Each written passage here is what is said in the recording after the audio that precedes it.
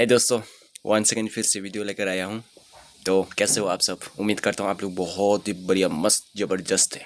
तो चलो एक बात बोलता हूँ। देखो आजकल का प्यार और कुत्ता ना बराबर हो गया। वो कैसे मालूम? जैसे कि कुत्ता अगर पड़ोसी में खाना अच्छा मिल जाए ना तो अपना मालिक का घर भूल जाता है। सच में।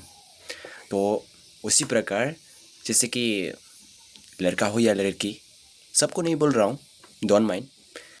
तो लड़का हो या लड़की, अपना गर्लफ्रेंड से ज़्यादा कोई और फिगर अच्छी वाली खूबसूरत वाली अगर मिल जाए ना, लड़का भी अपनी वाली को छोड़ देती।